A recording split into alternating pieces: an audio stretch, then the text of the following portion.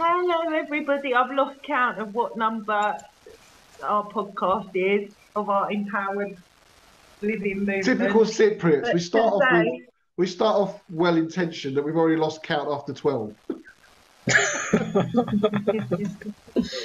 today we've got a wonderful guest speaker today. Her name is Ingrid, and she's going to tell us lots about the amazing new course that she's just done, and basically where she's come from, how she's got to this stage, and how her life and her journey has got her to where she's at. So today we're going to be talking a lot about permaculture.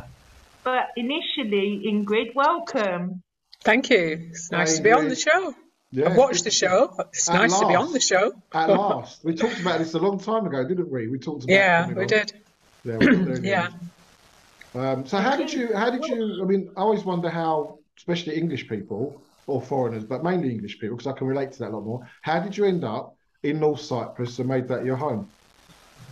It's a compromise between France and Australia. Of course, obvious. Well, we had a house in France. It was a holiday home. There was a plan to move there permanently, but it didn't happen. We applied to go to Australia, applied for a visa to go to Melbourne. Then, because it took so long to get the visa, our two sons were growing up, and it came to a stage in their lives where one was just about to finish GCSEs, the other was just about to start high school, and they were kind of pulling back and not as enthusiastic anymore, having waited so long for this visa for me to get and my husband to get, that we just thought it's the wrong timing again. So stuck in the UK, missing the house in France, not going forward to Australia. And my mother and father had been to Northern Cyprus a few times, and they raved about it. They said it's like unspoiled how holidays used to be in the good old days. So that's it, really. That's why we ended up here.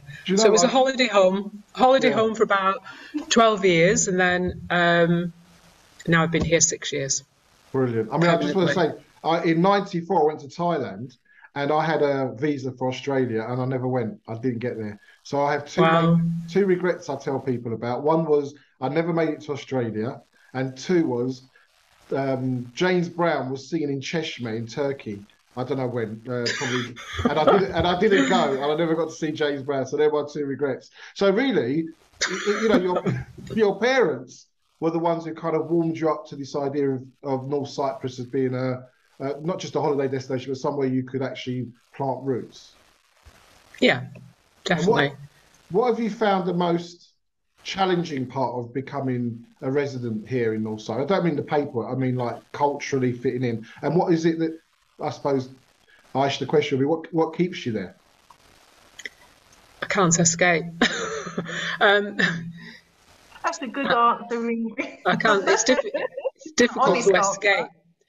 To be honest, it's not really a good idea to escape at the moment, because there's nowhere that I can think of that's safer, in inverted commas, to escape the clutches of certain things going on in the world. Might as well be here than anywhere else. It's my kind of explanation for that, without going too deeply into what's going on, especially in Europe. What I don't like about the place, I'll be honest, is the lack of respect for the environment, the lack of respect for anything to do with nature, and especially animals. That drives me mad. I hate litter, and all that kind of side to it is horrendous. I've come to the conclusion that the hotter the country, the worse the people are in terms of all those things I've just mentioned. Because I've been to Oman as well, and you know, and when people say that, oh, some places are really clean, like Dubai, no, what they mean is they're really cleaned. Yeah, so they have people cleaning up with a cart, you know, being paid peanuts. It's not a clean place because people still drop litter. It's just that people are paid to clean it, whereas lack of respect. Not here. Lack of respect. You know, I've seen policemen throw stuff out the window. You know, here. So that does drive me mad. I mean, I always pick up on it. I always will follow people and say, hello, you just drop this.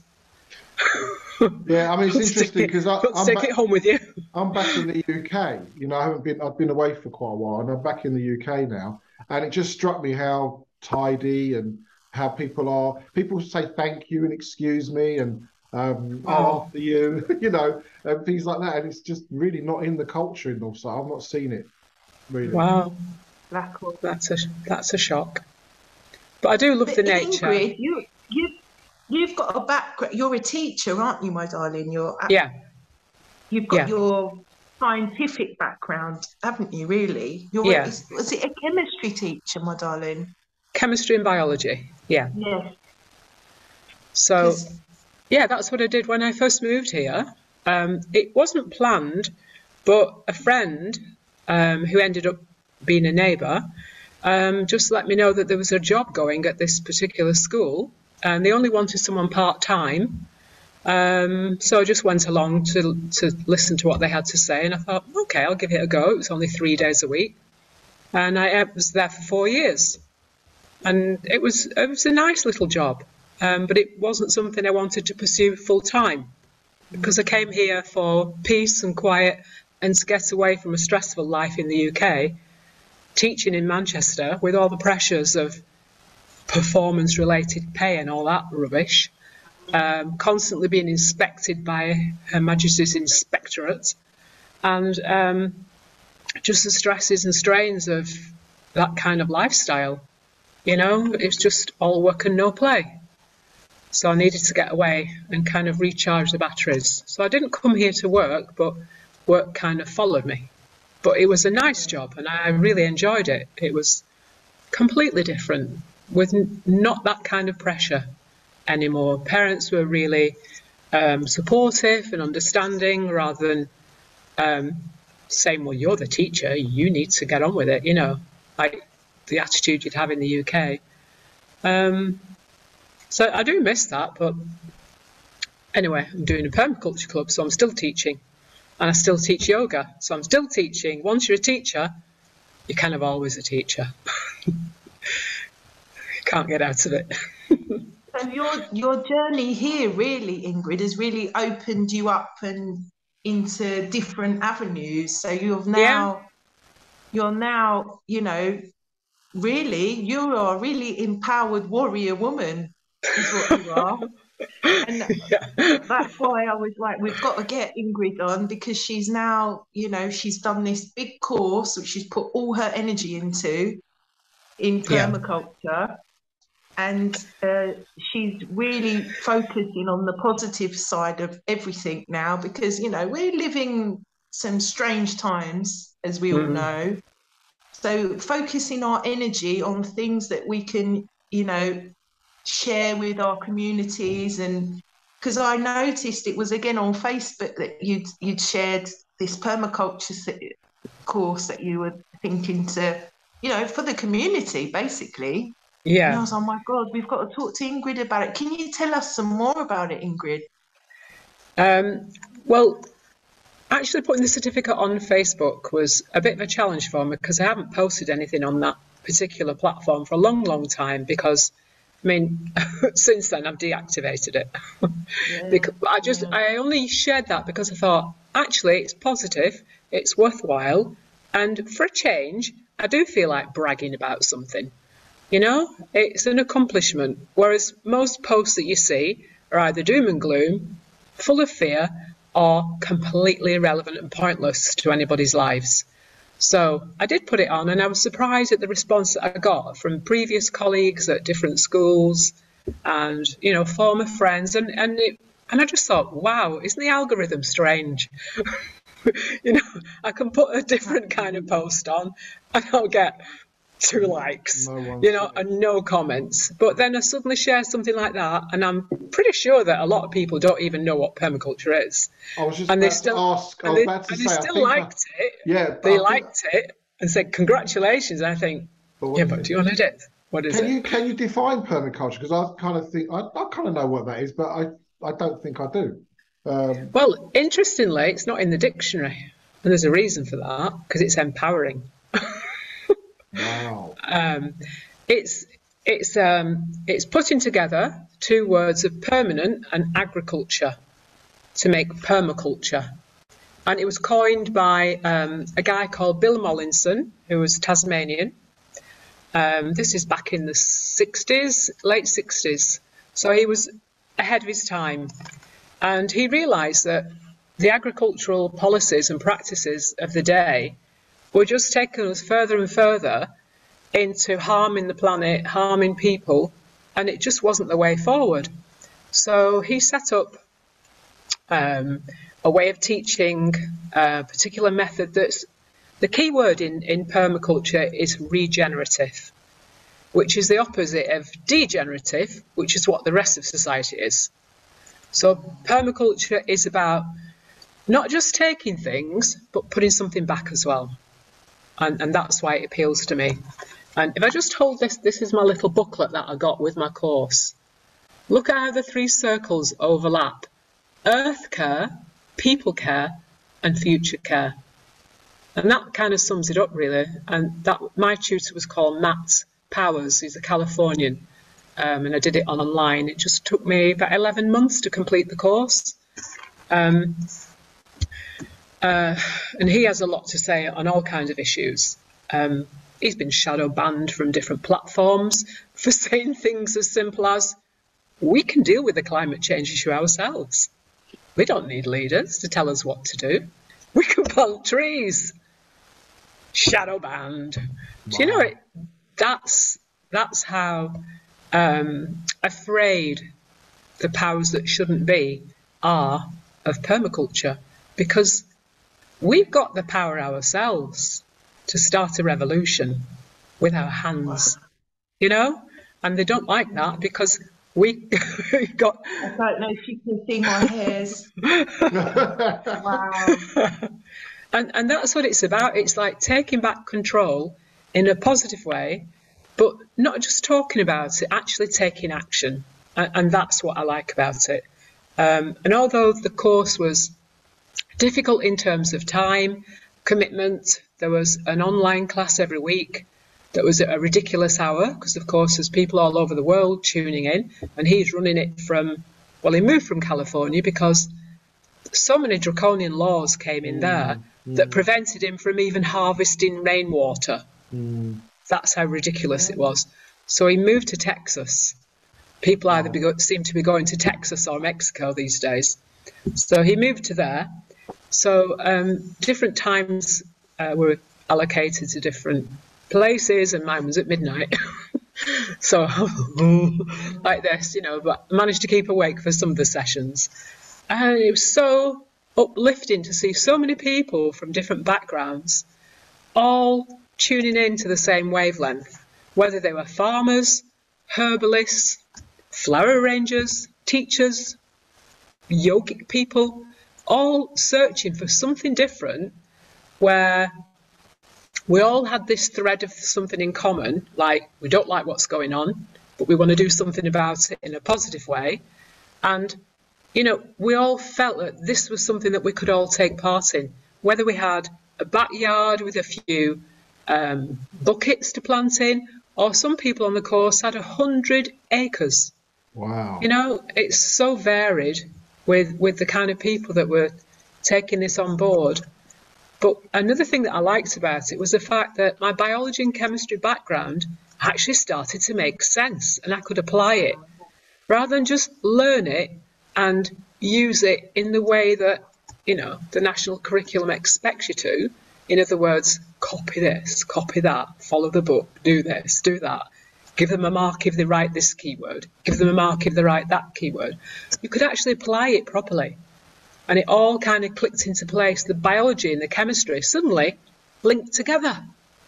And I thought, wow. And it seems so simple, but just one of those eureka moments. Learning about minerals, plant roots, the mycelium, like the little hyphae of the mushrooms under the ground talking to each other, trees communicating together. If one tree says, I haven't got any iron or potassium, another tree says, it's all right, I've got plenty, I'll send you some. And this is what they do. They exchange minerals with each other.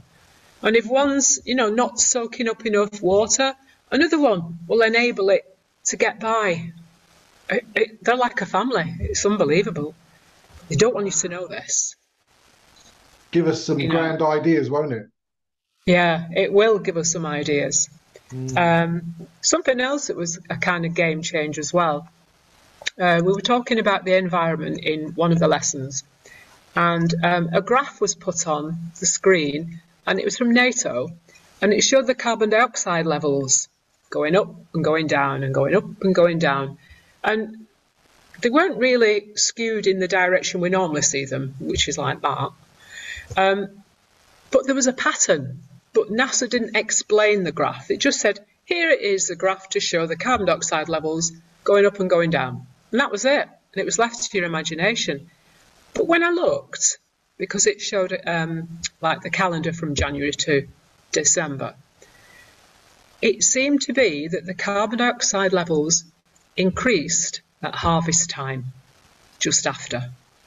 So all the crops grown worldwide, after they've finished producing corn, wheat, whatever it is that they're growing, and the crops have been removed, and of course what they do now is they remove the whole plants, carbon dioxide levels shoot up.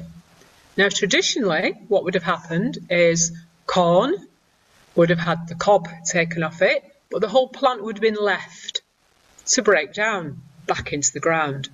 So it's already absorbed carbon dioxide in the plant. So if that goes back into the ground, we're sequestering carbon. The carbon's not being a problem, it's actually being taken from the atmosphere and put back into the ground where it should be. But no, what do we do now with this modern method?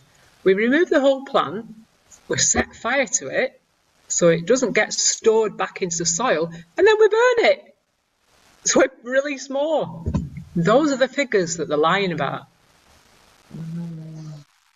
Nobody ever tells you, oh, it's you that's making carbon dioxide. You driving around in your car. You having the heating on. No, the agriculture itself is a massive problem.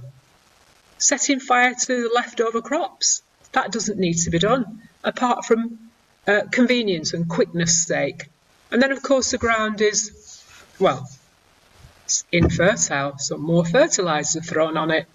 Whereas if you let the things break down, that increases the fertility.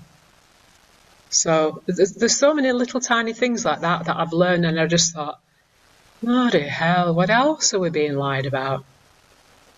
It's just Ingrid, incredible. Funnily enough, I read something the other day that really clicked with me, and it was, you're only as healthy as the soil that you eat from. Exactly. I know.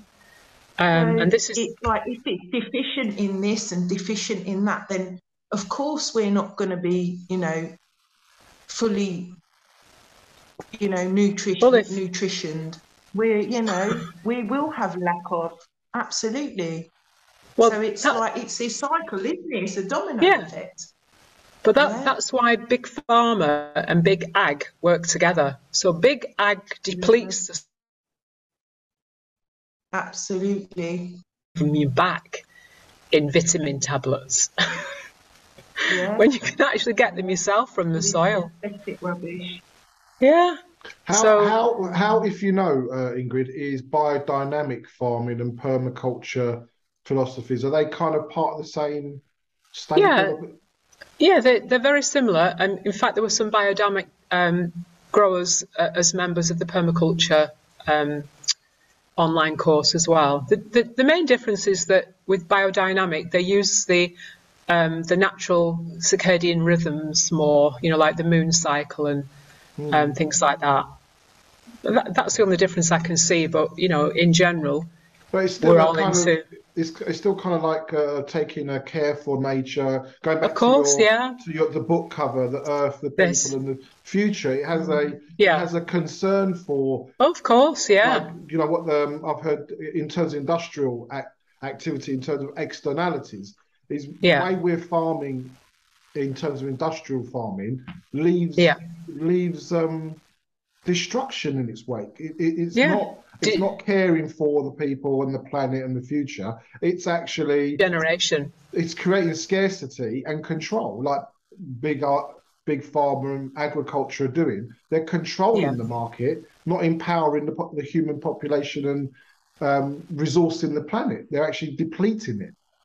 Yeah, that is exactly what's happening, and this is why, you know, lots of farmers are fighting back. If you think about the farming community in India, they've had this done to them already. They've had you know, certain people come in saying you're using these GMO seeds from now on, and it will increase your fertility. You'll get your money's worth.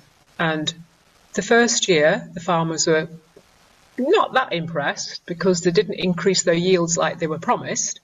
But then the next year, when they planted the seeds, only 50% of the crops would grow. And that's done deliberately. So you keep having to ask for more GMO seeds rather than using your own seeds. And it's too late. A lot of farmers went bankrupt. Some of them committed suicide. And that's happened in lots of places. But we have the solution. It's easy. You just plant. If it's too hot where you live, plant trees. Trees will help to cool the atmosphere. If it's too cold, plant trees. They will warm it up for you. It's incredible, the power of trees. If it's not raining enough, plant trees because they create clouds above them. And then it rains. And it's just unbelievable how naive people are when they let these misleaders tell them what to do. When actually, if we just listen to our elders and shared that knowledge and, you know, used to have common sense and get back to nature, we don't need anybody to lead us. We can lead ourselves. We have the power. We have the skills. We've had decades and years, you know, centuries of indigenous populations being, I'm going to say, you know, genocided and murdered and driven into the hills, or, you know, we've seen it time and time again that these ancient wisdoms, ancient knowledges, going back to the rhythms of the planet, working with the energies, there's a term I used to use in coaching that I heard from a very, very well-known coach. He called it the drift. There's a drift out there that's working in our favour. Like you said, you know, you put the trees up, they start to create favourable conditions that take us in the direction we want to go. How to use the sun, how to position things to your advantage. Now, we've been bred like we're in these chicken coop cultures to go and consume, you know, go and buy, be savvy consumers, buy the best products on the shelves, you know. And I remember listening to the news for years, and I talk about the consumer confidence and the consumer this and the consumer that, and I'm like, is that really just what we are? We're just bred to consume, and with that way of being in the world, you're not taking responsibility for not just your consumption, but what you leave after that consumption.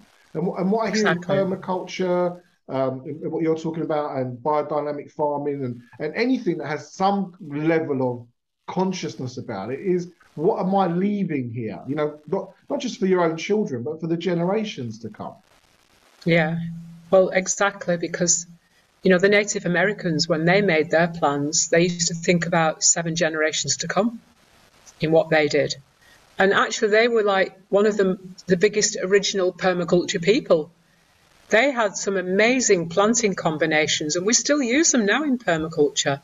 There's a group of plants that they call the 3 sisters. So you use corn, squash, and beans. And the squash provides the shade, the corns provide the height for the things to climb up, and the beans provide the nitrates, because they're nitrogen fixers. And they knew that. You know, they didn't need a scientist, trust the science, to come and tell them what to do. You know, that was passed on from one generation to another. You know, and there are combinations like that here. You know, I'm in touch with a guy who's into permaculture, a local Cypriot, young man, and he's joined our permaculture club, and he's got a wealth of knowledge, and he's only young, so where's he got it from? Either his parents have passed it on, or his grandparents, and he has a small farm, and he's growing all these combinations of plants, but he says you need companion plants. So, for example, if you plant tomatoes, plant basil with it, you know, because one plant will look after the other. It's this like local wisdom, because it works differently in different environments and habitats. What will grow in the UK won't work here, as I found out to my detriment. Yeah, well, that's what I was with all my English seeds. One of the reasons I wanted to set up shop in North Cyprus was this idea of getting off grid. And I remember when I first talked about it, people said, "Yeah, how are you going? Well, you're going to provide all your food, and you're going to do this." I'm like, well, look, I don't know. I just know between 0 and 100%, I can just keep taking it that way. And and I did. I don't know. Obviously, through the show, through Ayşe and I talked about this quite a bit.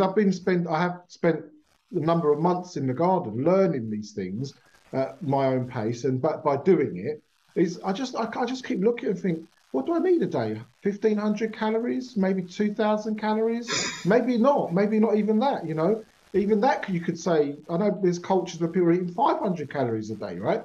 It's like, I'm sure I can produce 4 or 5, 1,000 calories a day for the family. You know, yeah. Like that doesn't seem like this. You know, maybe it might take a couple of seasons, but listening to you, this is an abundance model. And I think we've been so ingrained in the scarcity model that there isn't enough. You've got to compete. Fear. You know, I mean, just this last few, I have to acknowledge, the Queen's passing officially. That how much roll of the eyes. Yeah, how much it's like, so it's like they've got nothing else to talk about. If it's not COVID or Ukraine or war or it's like they really are. They've got us in this fear, scarcity, competitive model. That actually, when we break out of that, we look out the window and go, actually, there's love and there's connection and there's abundance and there's enough of everything for everyone. Yeah, that's what we're being lied about. That's the biggest lie going. One of my tutor's sayings was, live regeneratively and grow abundantly. Wow. And that could mean, it might not just be about plants. It means grow as a person abundantly. It's like, I have friends that, might kind of be a little bit obnoxious of somebody else's success. And who does she think she is, and blah, blah, blah. And I just think, why does it bother you? Success isn't limited. There's success, there's abundance for everyone. So being nasty about somebody's success in something doesn't stop you or limit you from being successful. It's not like there's a box of success and she's taken it all. It's there for everyone. And it's the same with this. You're right. We have been taught that we're only so good, but the rest of the time you need help from above and you need people to tell you what to do. You're not allowed to think for yourself. You can't think beyond the box. You've got to go with the flow and do the 9-to-5 job and, pay your mortgage and take your kids to football on a Saturday and all the rest of it, and wash your car on a Sunday. And there's more to life than that. There really is.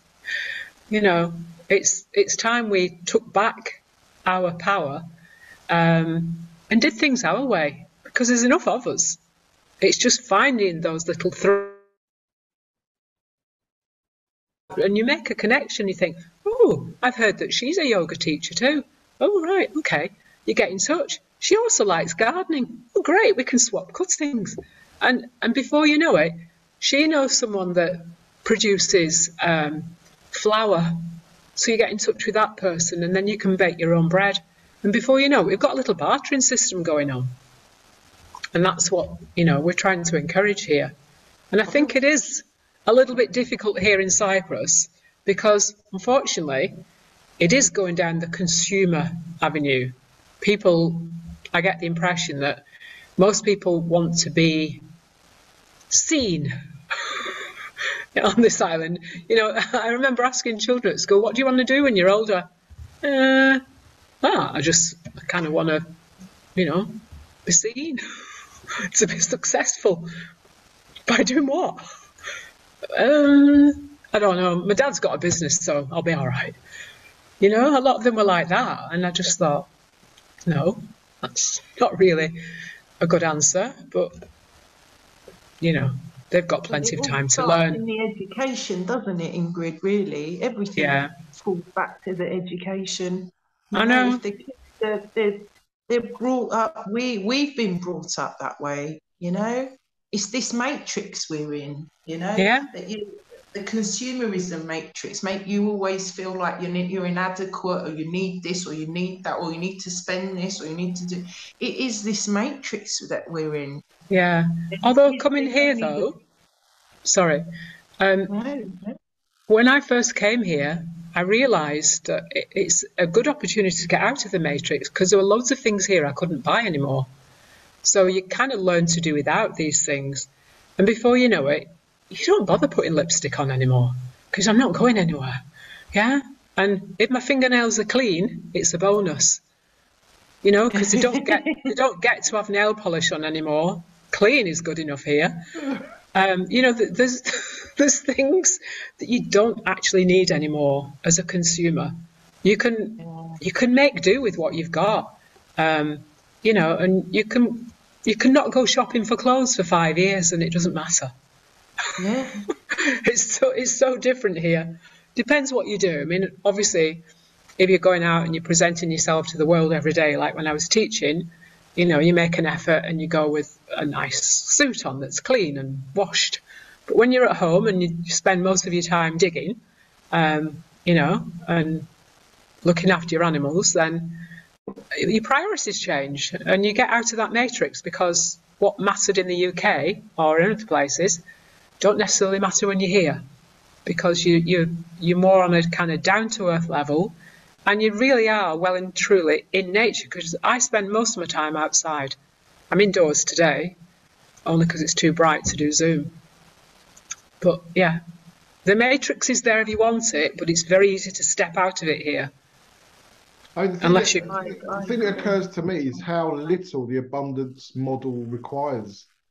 Yeah. How little, you know, and like, I mean, I've got a pair of shorts that I wear to the beach. It's the same pair of shorts.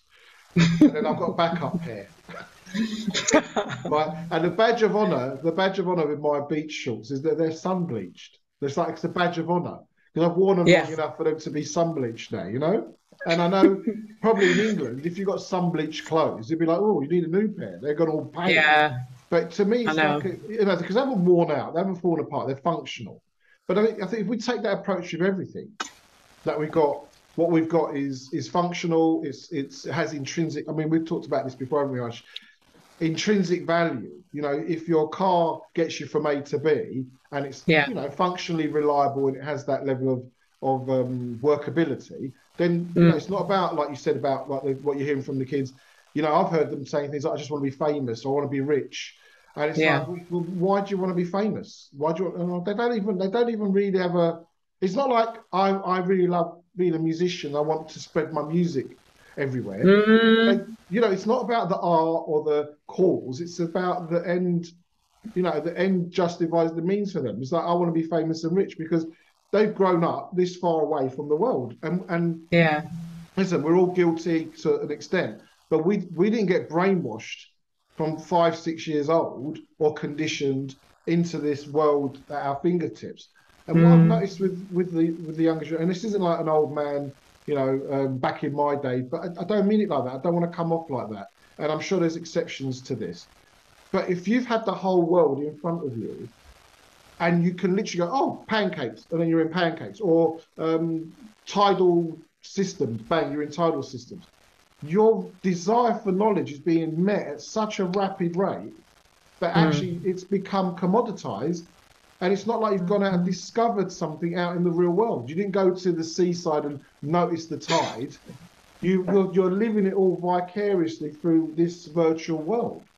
I know. And it's a big concern. I think I would consider us the last of the non-digital humans. Yeah, I agree. I mean, I remember when the first BBC computer turned up at school, and we were like, oh, you know, we didn't grow up with it. You know, you wanted to change the channel on the telly, you had to get off the sofa and go and press the button and sit down again, and then go back again and change it. And you had 3 channels. You know, that's all you got. You know, so we weren't endlessly stimulated in our on our bed or in our armchair. So I think we've got instant gratification. That's the problem. People want quick results for everything. They're not prepared to work. They're not prepared to put the effort in. You know, everything's done at the press of a button, like you said, and people don't cultivate patience, and they don't cultivate. Nature requires that patience and that dedication. I know. And care, doesn't it? Exactly. Yeah. I think we're the last of the generation that played out on our bikes as well, maybe, and built dens and, you know, went off for the day. Fractured ankles. And hi everyone, back to part 2. We got caught out there. Yeah. So Ingrid, okay. So I wanted Ingrid a bit more about the permaculture, especially obviously the importance of original seeds. That's really important. Isn't there, Ingrid? There's such a lack of. Yeah. I mean, what were they saying, Ingrid, on this course? I mean, is there an answer to this? Is there a way we can try and multiply and you know, get? Well, one thing that was encouraged was to save your own seeds, you know, rather than keep buying them, because I have noticed that a couple of websites that I use to get heritage seeds, the stock's so low, you know, there's none available. So the only way really is to keep saving your own seeds and then swapping with other people, and that increases the diversity. Because the more diversity we have within our plants, the stronger they are, and the more they will yield better crops, and then that will, you know, set us up for the future for better. What I've noticed is there was obviously adapted living in the UK. Yeah. Ingrid. Initially, really well. Ingrid, we lost you there for about 10 seconds. Yeah? We lost you for 10 seconds. All right. Okay. Could you say that again, please? Sorry. So, yeah, I was just saying that what we have to do is share the seeds we have from our own crops, save, and then share them when they get planted in a variety of different habitats. They'll adapt to different microclimates and conditions, and that makes them stronger and creates more diversity. When I brought seeds from the UK, they were organic and they were heritage. And initially, when they were first growing, when they germinated and produced seedlings, everything was fine. And in the spring, they were okay. But then as soon as it started to heat up, you could see the seeds thinking, oh, nobody told me about Cyprus. So seed saving is one of the things that's been suggested, definitely.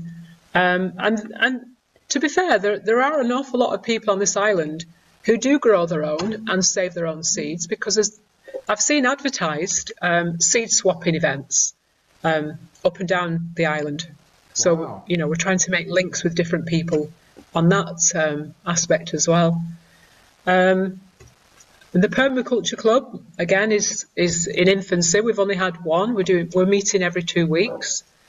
And our next session is focusing on composting.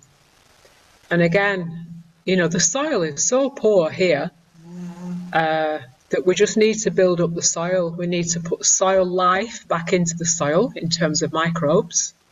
So hi everyone, we've had some internet issues. We just kind of do what we can in the edit. Ingrid, do you want to sum up our podcast and then we'll sign off? Okay, well, thank you, Ayşe and Erkan, for allowing me to talk about permaculture. I really believe that this is one of the ways that we as humans can take back our power and give us something positive and uplifting to do, where we gain our independence from powers that be, and we just live our lives independently. It's one way we can fight back. And is there any, so thank you. In terms of the Permaculture Club, are there any details we can share? Yeah, I've just explained it to Ayşe. It's every second Wednesday at the potting shed. So the next one is the 21st of September, 10 till 11, and we're learning about composting. Brilliant. Okay, so all welcome. Great, that's fantastic. And that's Gina, yeah, Kyrenia. Great. Okay, I think what we'll do is we'll wrap this one up. Yeah. You know what? I think we should do another one. Maybe in the next couple of months we'll do another one and update everybody on how that's been progressing. Ayşe, any last words for you? All right, it's been such a valuable talk, Ingrid. Thank you. I'm going to try and come next week. Okay, cool. That'll be nice. Yeah, I'd love to, because I'm off-grid at the minute. I've got my off-grid system going with my animals and a little greenhouse and stuff. So this is perfect. This is exactly what we need, Ingrid. Exactly what we need. Cool. To work Thank you, Ingrid, for joining us. You're welcome. Being a ray of light in this world and showing us the way ahead in this area. Guys, if you're enjoying the show, like, subscribe, you know what to do. Share it with other people, and we'll see you next time. Take care. Bye. Thank you. Bye-bye.